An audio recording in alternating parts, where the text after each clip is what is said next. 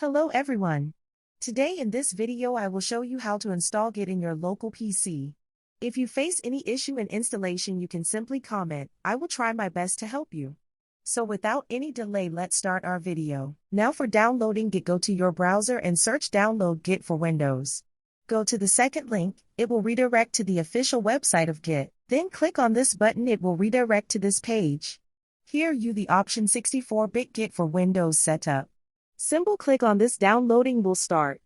And you can see here downloading start for our Git. So let's wait for it to get finished.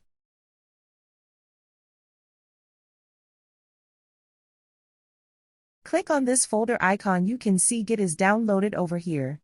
So just open it to install in your local laptop or computer. Now you can see setup for Git is open here. So this is our license agreement, you can read this agreement and then click on next.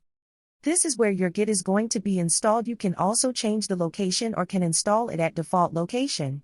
After selecting location, just click on next button. Here you need to select this create desktop shortcut icon, then click on next button. So, they are going to create Git folder, which is fine, just simply click on next. We need default editor, so click on next. We use default branches name, so click on next.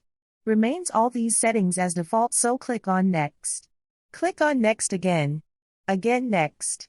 Next. Next. Next. Now it's ready to install. Click on install button. Installation is going to be start. Let wait for some time for a couple of minutes.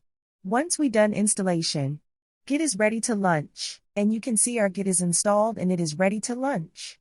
Select Launch Git Bash and click on Finish button. Now you can see our Git Bash is open and ready to use. Now we can check the version of our Git. Write this command Git version. Here you can see install Git versions. That's all for this video. Thank you for watching this video.